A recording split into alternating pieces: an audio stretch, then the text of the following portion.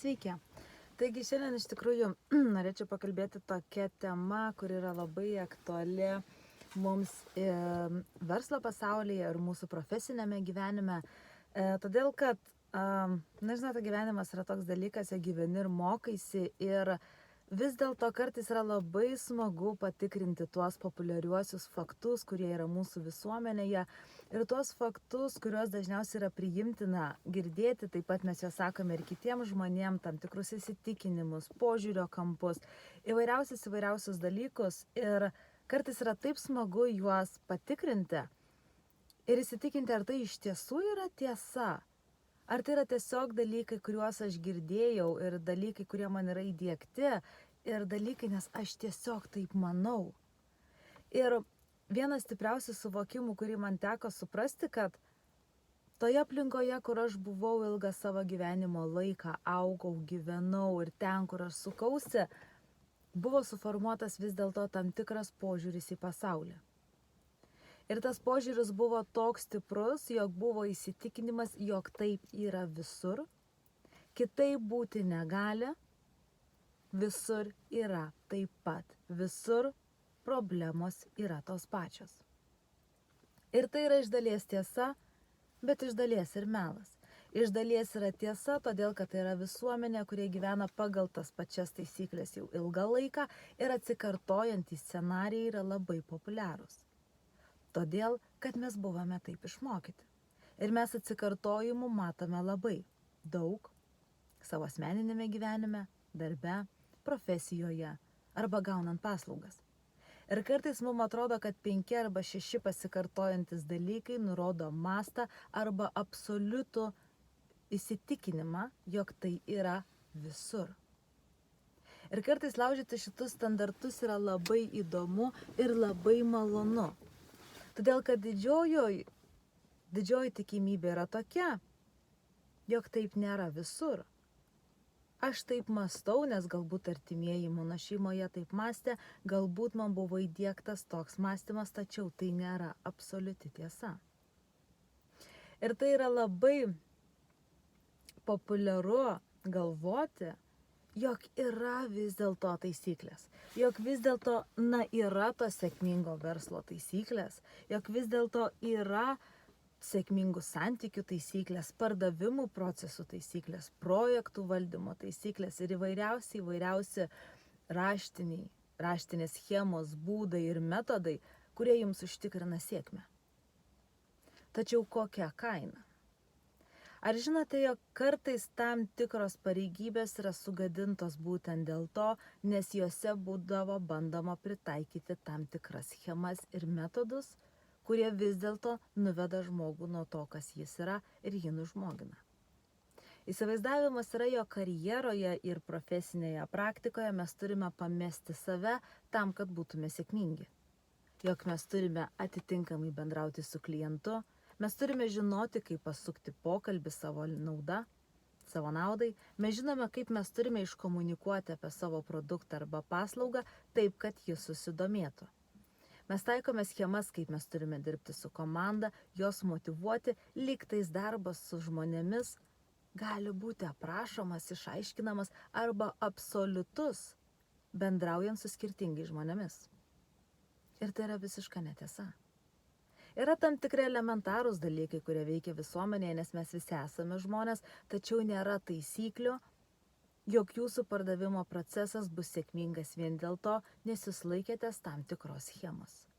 Vis dėlto be pajautimo, pripažinkime, gyvenimas būtų ir profesija labai sudėtingi. Vis dėlto be pajautimo būtų labai sunku auklėti vaikus, sukurti santykius, darbinius bei asmeninius ir vystyti draugystes. Vis dėlto pajautimas išlieka neatsiejama dalis. Nors šiandieninėse grėsmėse su ateinančiomis technologijomis vis iškyla grėsmė, o kas jeigu staiga nebereikia žmogaus? Vis dėlto galiu atsakyti paprasčiausią atsakymą į tai, jog žmogaus reikės visada. Ir niekada nepasieksime tokio momento, jog žmogui nebereikės kito žmogaus.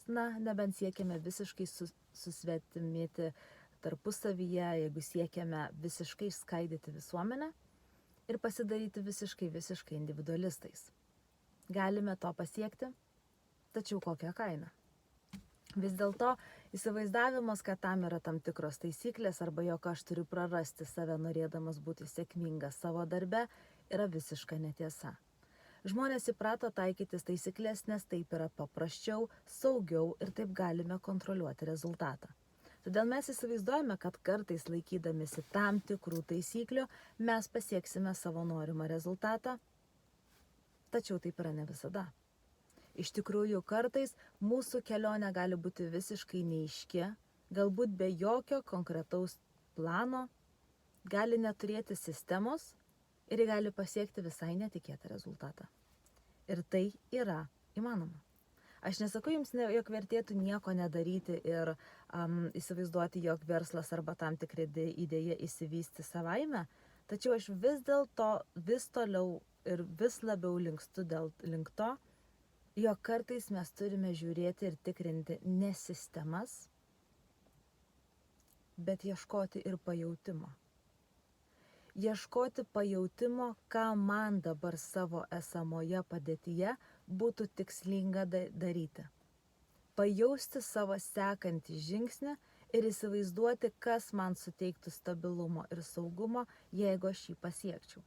Mes matome tūkstančius ir šimtus žmonių, kurie daro taip ir ne kitaip, anaip, be abejo, tai yra sistema, jis suteikia jums, tarkime, jūsų klientam prieigą, tai yra patogumas. Tačiau aš pastebėjau vieną labai įdomų dalyką, kad kiekvienas žmogus, kiekvienas specialistas, jo publika jį suras. Jis turės savo klientūrą ir kiekvienas klientas suras savo paslaugų teikėją. Rekomendacijos gali pasiteisinti ne visada, todėl kad jūsų draugo arba artimajam tikusi paslauga gali visai netikti jum. Mes esame skirtingi žmonės ir vis dėlto žmogus yra labiau linkęs eiti link tų, su kuriais jis turi didesnį panašumą. Taigi iš esmės mes turėtume labiau pagal pajautimą rinkti žmonės ir kokias paslaugas mes iš jų gauname. Nors šiais laikais ir šiandieninėme pasaulyje aš vis labiau pasigendu žmogaus pajautimo. Aš vis labiau pasigendu, kad žmogus vesdamasi savo nuojautą priimtų tolimesnius sprendimus. Aš vis labiau pasigendu nuoširdumo, paprastumo ir bandymo. Aš matau sistemas, aš matau programas, aš matau įvairias metodikas. Ir žmonės įsivaizduoja, kad tik tais to yra gana, jog būtų mano sėkmė. Ir man vakar teko bendrauti su vienu žmogumi ir jisai sako, žinai, aš paimu produktą, aš jį išreklamuoju, aš jį visur dedu, aš padarau marketingą, aš viską padarau, ko reikia ir aš vėl atsiduriu nulinėme taške, nes niekas nejuda. Aš griebiuosi kito produkto. Galbūt rinka bloga, galbūt produktas blogas. Tačiau tai atsitikus su keliais produktais reikėtų iškelti savo klausimą, kodėl aš tai darau. Ir aš darau, nes aš manau, kad tai yra tikslinga daryti, ar aš taip darau, todėl kad man pasakė, jog reikia taip daryti. Vis dėlto, ar mes kalbėtumėme apie verslą ar apie kitus dalykus, taisyklių nėra. Ir aš supratau, kad šitas dalykas, kuomet nėra taisyklių, iš tikrųjų žmonės labai glumina. Kaip tai nėra? Juk tu turi padaryti strategiją, juk tu turi padaryti marketingo planą, tu būtinai turi turėti internetinę svetainę, tu būtinai turi turėti tam tikrą prieigą apmokėjimo. Bet tik mes anksčiau gyvename ir be to, mes neprivalome to turėti, taip tai suteikia patogumą, bet tai nėra prievolė. Tai nėra esminiai ir patys svarbiausi dalykai, kurių reikia, tačiau jeigu mes nenorime to daryti, mes sugalvosime šimtus ir tūkstančių priežasčių, kodėl aš galėčiau ir turėčiau to nedaryti. Yra be abejo populiarus įsitikinimas, kad aš jau turiu turėti pakankamai daug, jog aš eičiau į priekį. Tai nėra nieko daugiau, kaip tiesiog nepasitikėjimas savimi ir savo galiomis. Vis dėlto įsivaizduojame, kad gražiai padaryta svetainė gali būti svarbiau negu mūsų žinios, indėlis, išklausimas, darbas su klientu, įgūdžiai ir mūsų patirtis. Mes įsivaizduojame, kad priemonės yra daug svarbiau negu pagrindinis informacijos tiekėjas. Mes įsivaizduojame, jog aplinkiniai vizualiniai dalykai yra svarbiau negu mūsų produktas ar tai, kas mes esame. Taip yra viskas maloniau ir gražiau, kas gražiai supakuota, tačiau visi žinome tą jausmą, kai tu labai gražiai supakuotą produktą išpakuoji, tačiau nusivili jo kokybę. Deja, šiais atvejais nei graži pakuotė, nei gražus įpakavimas to nebetpirks. Vis dėlto, mes kaip žmonės, mes ieškome visokiojopos kokybės.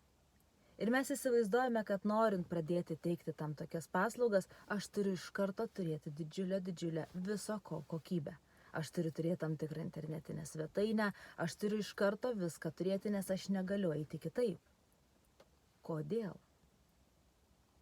Nes taip mes matome kitus, kurie turi tokius dalykus ir tai daro, bet mes nematome, nuo ko jie pradėjo.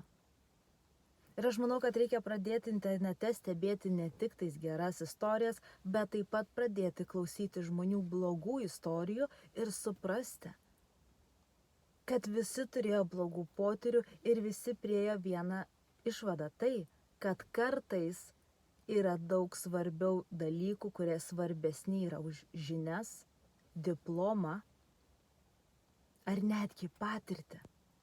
Kartais yra daug svarbiau žmogaus asmeniniai sugebėjimai, jo charakteris, jo gebėjimas sukurti ryšį su klientu, jo gebėjimas išsisukti iš padėties ir veikti nuojautos vedami. Kartais tokie aspektai, kuriuos mes nurašome kaip papildomi šiomis dienomis, kartais jie yra daug labiau esminiai, nes vis dėlto už kiekvieno mūsų veiksmo slypi intencija. Intencija, kodėl mes tą darome ir ko aš iš to tikiuosi. Dažnai mūsų savanaudiška intencija, kai mes tikimės tam tikro rezultato, mes nusiviliame, nes mūsų intencija yra tiesiog gauti rezultatą. Bet galbūt mes turėtume perteikti intenciją ir sukurti kur kas daugiau, tai yra sukurti vertę žmonėm, išliekamąją vertę, sukurti pokytį. Nes jo reikia ir jo reikės visada. Ir tai, kaip mes dabar gyvename, sukūrė ne kažkas kitas kaip ta pati visuomenė. Taigi, jeigu mes esame visuomenės dalimi, ar vis dėlto mes galime įtakoti ir pakeisti kultūrą ir pakeisti visuomenės nuostatas ir modelius. Taip, tai yra sunku, nes mes jausimės taip, lyg mes eitume prieš srovę ir darytume kažką blogai. Bet turėtume žiūrėti ne to, kaip mes darome tai blogai ar ką kiti pagalvotų. Aš manau, mes turėtume pradėti sekti veiksmus pagal taip, kaip mes jaučiamės.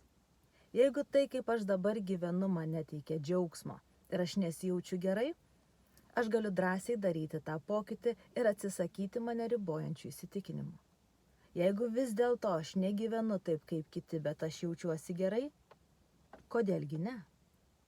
Kodėlgi ne? Kodėlgi nepradėjus to daryti ir nepradėjus sukurti savo kitokio gyvenimo? Taisyklių juk nėra. Ir vis dėlto įsivaizduojame, kad jeigu seksime taisyklių scenarijų, mums sėkmė yra garantuota, bet aš jums galiu pasakyti, jog taip nėra.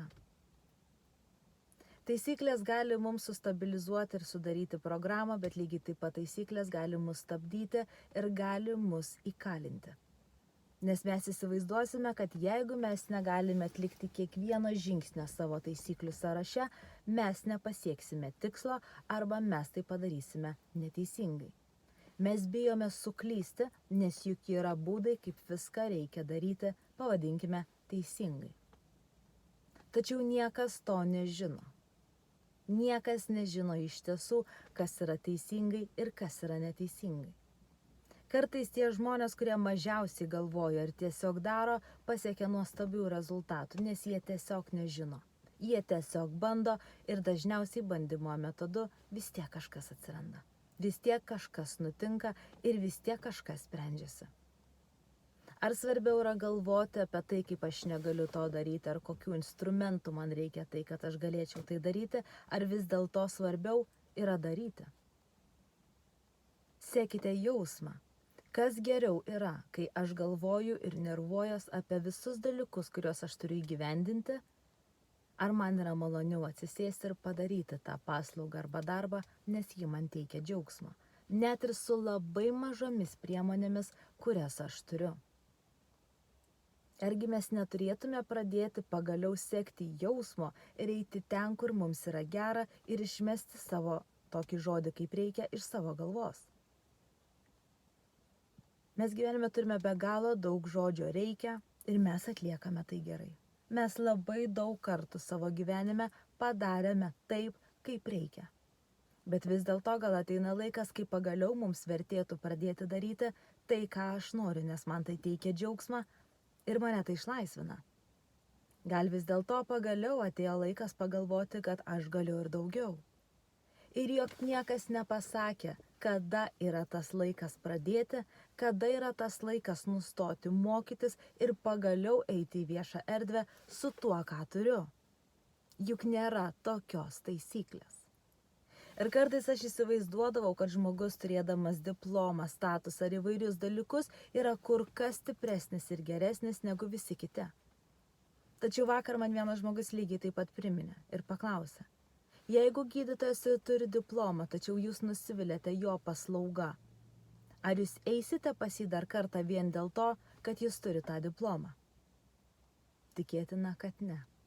Vis dėlto net ir nuėjęs pas gydytoją, kur yra labai sunki specialybė reikalaujanti ilgų metų moksluose, vis dėlto jūs vertinate ir kitus rodiklius, jūs žiūrite, kaip su jumis bendrauja, jūs ieškote empatijos, jūs ieškote paaiškinimo, supratimo, jūs ieškote sprendimo. Galų gale dažniausias klausimas, kurį užduodu žmonėm, kurie turi problemų su sveikata, yra tas: ko jūs ieškote? Ar sprendimo, ar diagnozės? Nes šie dalykai yra labai skirtingi ir mes negalime jų suvienodinti. Jeigu mes ieškome sprendimo, mes norime tai užbaigti, iš to išlipti ir daugiau niekada prie to negrįžti. Jeigu mes ieškome diagnozės, mes pasirenkame toliau sirgti. Tačiau mes jau tada žinome, kad tikrai sergame ir dar galime nuplakti save ir gailėti, jog tai yra nepataisoma. Ir aš dėl to nekaltinu žmonių, kurie mano, kad tai yra nepataisoma. Ir aš nekaltinu žmonių, kurie gyvenimo eigoje įsivarė įprotį jaustis, lygtais jie būtų aukos. Todėl, kad tai yra irgi lygiai labai tokia plati problema visoje visuomenėje ir vis dėlto laisvos savo valios praradimas yra labai populiarus. Bet aš negaliu sakyti, jog jis yra absoliutus, nes taip tikrai nėra. Tačiau taip tokį pasikartojimą aš mačiau. Aš mačiau daug bejėgiškumo ir įsivaizdavimo, jog kiti žino geriau, jog aš esu niekas ir vat kiti tai staiga yra kažkas. Bet vis dėlto, tai niekada nebuvo tiesa. Vis dėlto kiekvienas mano toks samprotavimas, kai aš įsivaizduodavau, kad na štai pagaliau žmogus yra pasiekęs ir galbūt galėtų būti autoritetas, deja taip nebūdavo. Nes mane nuvildavo žmogiškasis faktorius, kurio aš labai dažnai pasigesdavau. Vis dėlto, net jeigu tai yra statusas ar profesija, vis dėlto žmogiškumui turi būti palikta vieta. Ir jeigu jūs norite išlikti žmogiški savo profesijoje, darbe ir savo asmeninėme gyvenime, išmokite priiminėti sprendimus vedami pajautimo. Verslo pasaulyje aš pamačiau labai daug sprendimų priėmimo, kur yra atsižvelgiama tik tais į tokius dalykus kaip finansai. Kas siūlo daugiau, tas ir laimės, su kuriuo man patogiau dirbti ir man daugiau naudos, su tuo aš ir dirbsiu. Bet vis dėlto aš nemačiau vietos pajautimui. Aš mačiau daug suyrančių kontraktų vien dėl to, kad jie buvo pasirašyti aklai. Kai buvo neatsižvelgiama į kitus faktorius, bet tiesiog buvo taip pateikiama informacija, jog man pasirašant tą kontraktą bus daugiau naudos. Galbūt mes ir patys kartais taip sumanipuliuojame situaciją ir pasidarome taip, kaip mums patogu. Gal iš tiesų mes kartais žaidžiame žaidimus vien dėl to, kad bandome vieni iš kitų pasipelnyti kuo daugiau. Taigi, kur šitame faktoryje mes galime įterpti žmogiškumą? Nes kas jeigu mes įpratę taip sukti savo karjeroje, prarasime tai, kas mes esame. Kas jeigu mes pradėsime žaisti žmonėmis, jų emocijomis ir jų priimamais sprendimais ir kontroliuosime situaciją, suprasdami, kad mums tai neteikia džiaugsmo. Jeigu mes suprasime, kad mūsų asmeninis pasipelnimas nesukuria jokios didesnės ir išliekamosios vertės, kaip tik tai mano pilnesnė piniginė. Klausimas didžiausias yra sau, ar aš tokiu savimi didžiuočiausi. Nepaisant to, ką sakytų aplinka, koks jūs geras ar blogas, turtingas ar vargšas. Ar aš sau toks ar tokia patikčiau ir ar aš noriu save tokią matyti? Ar aš noriu būti tas, kuris renkasi tik tais tokius sprendimus, kurie yra naudingi, tačiau dažniausiai jie apsisuka ir aš dar nuo to patiriu net ir nuostolį? Ar vis dėlto kartais yra svarbiau atsižvelgti į žmogų? Atsižvelgti į žmogų, su kuriuo aš surašau kontraktą. Atsižvelgti į pirkėją kaip žmogų, kuriam aš noriu parduoti ar iš kurio aš noriu pirkti. Galbūt kartais yra viskas daug giliau, negu mes įsivaizduojame ir mes turėtume pradėti sąmoningai priiminėti sprendimus. Atsižvelgiant ne tik į vieną faktorių. Nes vis dėlto gyvenimas yra toks daugialypis, jog mes turime atsižvelgti į daugelį kitų faktorių ir suprasti, kad už kiekvieno sprendimo, pirkimo, pardavimo, proceso stovi žmogus. Ir jūs turite pasirinkimą, kokius žmonės jūs pritrauksite ir su kokiais bendrausite. Svarbiausia dalyka, kurį aš pastebėjau, tai yra publiko atsirinkimas, kaip kiekviena publika atsirenka savo patinkančius žmonės ir kaip kiekvienas žmogus pritraukia savo tinkančius ir patinkančius klientus. Aš pastebėjau, kaip panašiai žmonės surezonuoja ir kokiomis panašiomis problemomis su jie susiduria. Jeigu norite išlikti sąmoningesni, labai rekomenduočiau atkreipti dėmesį į problemas jūsų šeimoje ir tarp jūsų draugų. Todėl, kad tikėtina, jog panašias problemas turite ir jūs. Tikėtina, kad ir jūs turite panašų įprotį arba mąstymą, kuris jums suteikia tam tikras galimybės priimti atitinkamus sprendimus, dėl ko jūsų gyvenimas šiai dienai yra toks ir ne kitoks. Ir tai yra nieko blogo. Nusimkite visas kaltes dėl to, kad esate kontrolieriai, dėl to, kad norite viską kontroliuoti ir dėl to, kad jums yra baisu. Nusimkite visas kaltes, kad jūs norite per daug ar norite nepakankamai. Paklauskite savęs, koks aš noriu būti ir kaip aš noriu save reprezentuoti. Jūs suprasite, kad gyvenime iš tiesų mes nieko nenorime įrodinėti kitiems, dažniausiai mes norime įrodyti patys savo. Tačiau mes įsivaizduojame, kad kitų nuomonė apie mus yra svarbesnė, nes mes leidžiame kitų nuomoniai formuoti nuomonę, kuri yra mūsų ir apie mus. Bet paslaptis yra ne kitose žmonėse, yra mumise, nes mes leidžiame jų nuomoniai taip galvoti apie mus. O galbūt mes labai bijome, kad jų žodžiuose yra tiesos, nes ir mes taip galvojame apie save. Nes ir mes galvojame, jog jeigu kaimynai pamatys mano netvarkingą sklypą, pagalvos, kad aš nesusitvarkau gyvenime. Tačiau mes bijome jų kritikos ir jų pasakymo, ar mes bijome to apie save, ar mes apie save iš tikrųjų taip galvojame. Supratau tik vieną dalyką, kad visa tai, ką mes gyvenime turime neigiamą, mes turime leisti tam būti. Ir mes turime leisti savo tai daryti. Paskutiniuosius metus aš turėjau problemą, nes turėjau labai bjaurų įprotį, nes buvau pripratusi rūkyti. Pagalvojau, kad pradėjau jausti pokyčius sveikatoje, nusprendžiau, jog aš turiu mesti ir atsisakyti šito įpročio. Pirmąją dieną aš nenusipirkau cigarečių ir aš buvau kelias valandas, vis dėlto dienos eigoje aš supratau, jog aš negaliu. Aš privalau parūkyti. Nuvažiavusi į parduotuvę, aš nusipirkau cigaretę, surūkiusi ją vieną, aš pradėjau save kaltinti, bausti, be galo susinervinau ir supratau, kad aš turiu atsikratyti to pakelio, nes kitaip aš šiandieną surūkysiu dar antrą ir trečią. Pirmąjį savo cigarečių pakelį sutikau žmogui, kuris rūkė ir tiesiog pasiūliau jam pasivaišinti visų pakeliu, nes aš norėjau jo atsikratyti. Antrąją dieną Scenarijus pasikartojo, tačiau cigarečių pakelis atsidūrė šiukšliadėžėje. Išaušus 4. dienai po tokio pačio scenarijaus supratau, kad nieko nebus. Tuo metu sėdėjau balkone ir kaip dabar atsimenu rūkiau, pasiėmusi kavą ir tuo metu pagalvojau viskas. Aš turiu nusiteikti, aš niekada nemesiu rūkyti, aš nesugebu. Aš susitaikiau su ta idėja, jog aš niekada gyvenime nemesiu rūkyti, nes man neišeina, aš neturiu tokios valios, aš nesugebėsiu. Viskas, aš pasidaviau.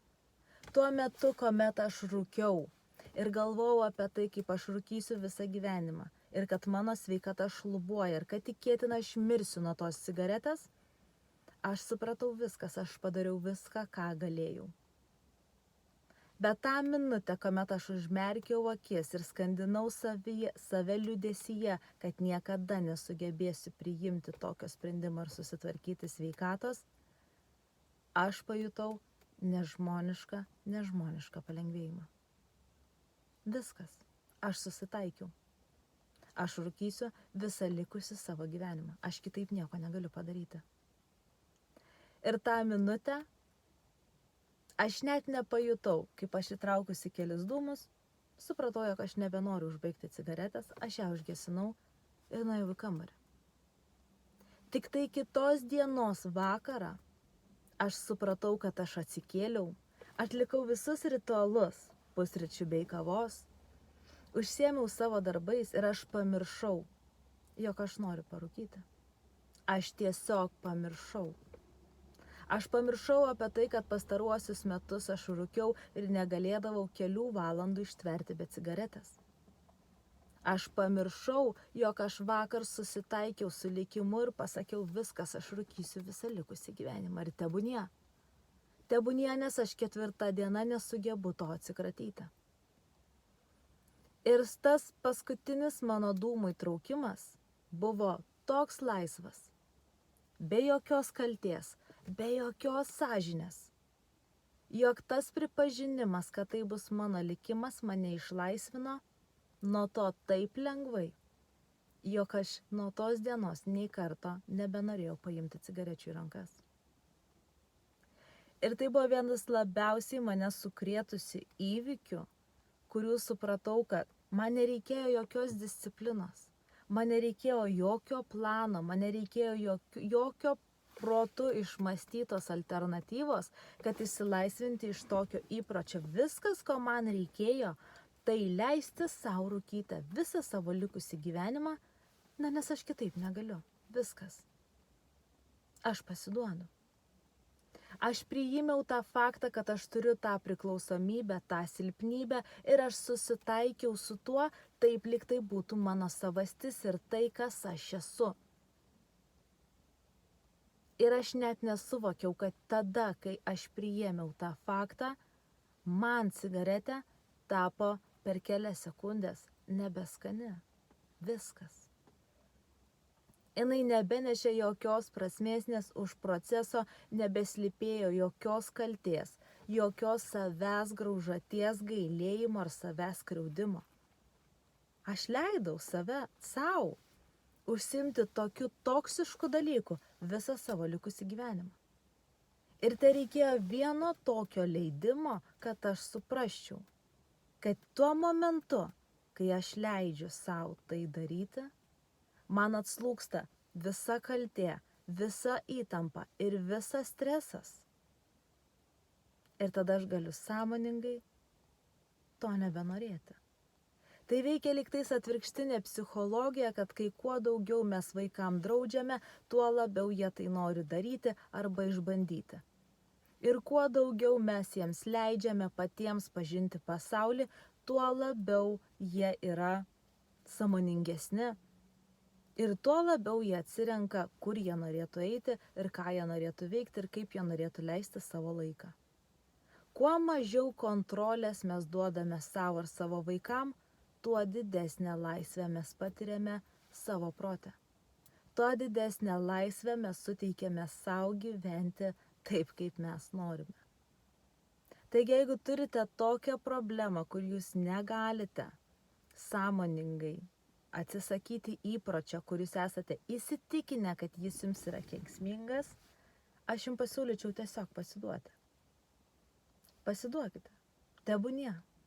Tebūnie jūs praleidžiate tas valandas socialinėje medijoje. Tebūnie jūs švaistote laiką ar savo gyvenimą. Tebūnie jūs neuždirbate tų milijonų ar jums nekrenta pinigai sąskaita, kol jūs miegate. Tebūnie. Pasiduokite. Tebūnie toks jūsų gyvenimas ir bus visą gyvenime. Na ir kas? Juk niekas nepasakė, koks jis turėtų būti. Priimkite tą gyvenimą toks, koks jis yra. Na ir gerai. Aš pabandžiau tą, vieną darbą, antrą darbą, trečią darbą. Aš pabandžiau taupyti, aš pabandžiau investuoti, aš pabandžiau įvairiausius dalykus. Pasiduodu. Daugiau nieko nebebandau. Tebūnie. Ir jūs matysite, kaip jūsų atsipalaidavusi sąmonė sugebės priimti ir pasiūlyti jums visai kitokius ir daug tikslingesnius sprendimus ir jūs būsite vedamas ne savo proto, bet savo pajautimo. Jūs tiesiog jausite, kokio žingsnio dabar reikia jūsų versle ar veikloje. Jūs pagaus taigi intuiciją ir jūs iš karto žinosite, koks jūsų kitas žingsnis turi būti. Kai rinksitės partneris, darbuotojus ar dar kitus profesinio pasaulio žmonės, jūs tiesiog pajausite, kurie žmonės yra jūsų. Kuo labiau jūs mokinsitės išjungti protą, tuo labiau jūs išmoksite priiminėti gerus sprendimus. Tiesiog eikite. Jeigu norite, darykite. Jeigu norite rūkyti, rūkykite. Leiskite savo rūkyti be jokios kaltės, be jokios sąžinės. Pasiduokite, sudėkite kardus ir nustokite kovoti su savimi. Rūkykite. Visą likusį savo gyvenimą. Viskas. Pasiduokite. Ir stebėkite, kas su jumis vyks kitą dieną. 2, 3, 4 dieną. Paleiskite pasipriešinimą. Jeigu jums yra poreikis rūkyti, jeigu pas jūs dabar tai pasigamina dopaminas, tebūnie. Tačiau jūs net nesuprasite, kaip po kelių dienų ar net tą pačią dieną jūs suprasite, kad jums jos nebereikia. Nes jau jūs pasigaminote dopamino, todėl kad leidote savo.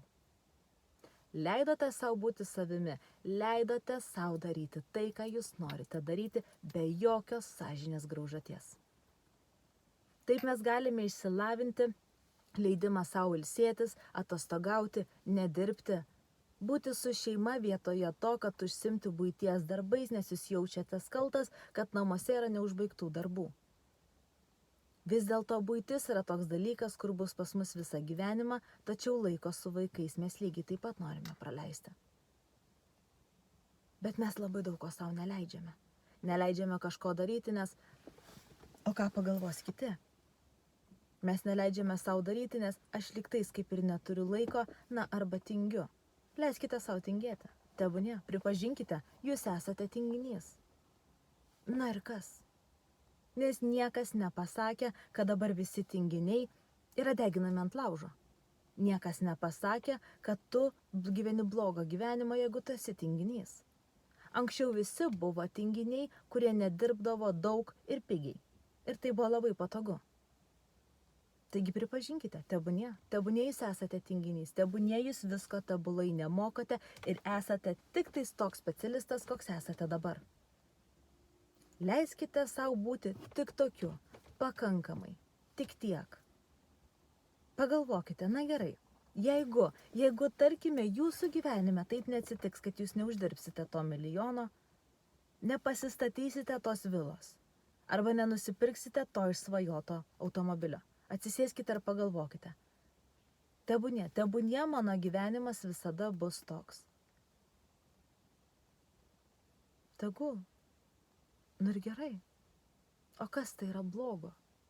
O kas su juo yra blogai? Dažniausiai mus stabdo ir mus nuteikia blogai ne faktas, kad kažkas yra blogai su mūsų gyvenimu, bet įsitikinimas, kad su juo yra kažkas blogai. Nes mes įsivaizduojame, kad visi, kas iš šono pažiūrėtų į mūsų gyvenimą, pasakytų, bet jis dar neturi partneris. Arba jis vis dar neturi savo būsto. Jisai gyvena vienas ir jisai turi 2 šunis ir katę. Tau tai netrodo įtartina. Jis turi 3 automobilius, arba jinai. Jisai negyvena taip kaip visi, tai kam jam tų 3 automobilių, aš nesuprantu. Ką jis ten su jais daro? Ir jeigu jūs dažniausiai suprasite, tai yra ne pats faktas, kad su gyvenimu yra kažkas negerai, bet faktas, kad tai yra įsitikinimas, jo kiti taip galvoja. Ir jūs taip galvojate, nes tai yra įsitikinimas. Bet tai nėra faktas. Nes kažkam jūsų gyvenimas gali atrodyti kaip rojus. Taigi mes negalime vertinti pagal jokius įsitikinimus nieko. Mes negalime įsivaizduoti, kad žmogus turintis diplomą ir išsilavinimą yra teisesnis, žmogiškesnis ir puikesnis negu mes. Mes negalime įsivaizduoti, kad žmogus turėdamas daugiau pinigų arba statusą yra kažkas daugiau negu mes, nes mes visi esame žmonės. Jūs negalite įsivaizduoti, kad tai, kaip jūs dabar gyvenate, yra blogai arba netinkama. Nebent jums taip yra įdiegta, nes jūsų gyvenimas nėra standartinis. Sveikinu. Priimkite tą faktą, kad jūsų gyvenimas nėra standartinis ir jis niekada toks nebus. Leiskite savo ir pasakykite, kad mano gyvenimas nėra standartinis. Ir tikėtina, jis niekada toks ir nebus. Leiskite savo gyventi tokį keistą gyvenimą, kur jūsų niekas nesupras ir nepalaikys, bet kaifuokite nuo to. Nes kita vertus, jeigu jūs labai gerai pagalvotumėte, jūs galbūt nuspręstumėte, kad jūs nenorite to standartinio gyvenimo. Ir jeigu jūs dabar pagalvotumėte gerai apie savo gyvenimą, jūs netgi rastumėte pliusų. Pliusų tokių, kurių anksčiau nematėte, bet vis dėlto dabar turėtumėt galimybę juos pamatyti. Vis dėlto, juk viskas gali būti daug gražiau ir geriau, negu jūs įsivaizduojate. Taigi leiskite savo gyventi savo tą, pavadinkime, apgailėtiną gyvenimą, jeigu taip yra. Ir nusiteikite, tebūnie jis bus toks visą gyvenimą. Na ir kas? Juk niekas nepasakė, koks jis turi būti, juk jis yra mano. Juk aš jį galiu dėlioti, sukioti ir vartyti visaip, kaip aš noriu. Ir aš turiu pilną teisę. Ir aš neprivalau atitikti jokių standartų, nes standartų nėra. Nes net ir standartus atitinkantis žmogus, tai reiškia turėdamas pažymėjimą ar išsilavinimą, tai yra negarantas, jog jis yra labai protingas ir geras savo srityje. Tai nerodo, jog jis yra geras specialistas ar jog jo įgūdžiai yra labai geri ir dideli. Nes viskas yra kur kas daugiau, nes netgi žmogus, turėdamas labai gerus įgūdžius, bet nemokėdamas nuoširdžiai suteikti paslaugos, gali padaryti taip, kad jo įgūdžiai bus nieko verti. Taigi kartais mums reikia persikvalifikuoti savo požiūrį į save ir į savo kriterijus ir nustoti save vertinti pagal kitų suteiktą patvirtinimą. Mums reikia kažkokios organizacijos patvirtinimo, kad mes pakankamai geras specialistas. Štai, mes gauname patvirtinimą, kad taip, mes mokėmės, bet visi žinote, kad mes nueiname mokytis, bet tai įstaiga visiškai neatsako dėl to, kiek mes išmokome, nes tai priklauso nuo mūsų. Tai, ką jūs sumokote už knygą, jūs sumokote tik tais kaip už fizinį daiktą, bet už informaciją, kurie yra viduje, autorius negarantuoja. Jisai negali garantuoti, jog informacija padės jums, jeigu jūs tos knygos nepriimsite, neskaitysite arba netaikysite to, kas joje rašoma. Tik mes negalime garantuoti tokių dalykų. Taigi atleiskite visas vadžias ir nustokite iš savęs reikalauti kažko, bandydami atitikti kažkokius išgalvotus kriterijus ir bandyti viską daryti taip, kaip reikia. Vietoje to leiskite savo bent vieną dieną pagyventi taip, kaip jūs norite, vesdami pajautimo. Jauskite, ko šiandieną jums reikia. Ar jums reikia pasivaikščioti, galbūt jums reikia pamiegoti, galbūt jums reikia pavalgyti, galbūt jums reikia susitikti su draugais ar pabūti su šeima. Leiskite savo daryti tai, ką jūs jaučiate, kad jums yra naudingiausia daryti. Neklausykite kitų komentarų apie jūsų kūną, sveikatą, savijautą. Klausykite savo kūno ir savo intuicijos ir tik jūs žinote geriausiai, koks jums yra geriausias gyvenimas ir ką jūs norite daryti. Nusimkite visus kriterijus ir taisyklės ir bandykite daryti kitaip, bandykite daryti savaip, visai negalvodami apie tai, kaip daro kiti. Nustokite kopijuoti ir ieškokite to, kas esate ir kaip galite savo verslą, veiklą ar bet kokį kitą projektą padaryti tokiu unikaliu, kuris geriausiai atspindėtų tai, kas jūs esate viduje. Taigi linkiu sėkmės ir prašau nepamirškite, kartais yra daug svarbesnių dalykų negu mūsų protas ar mūsų taisyklės. Kartais pajautimas yra kur kas daugiau ir svarbiau. Visa.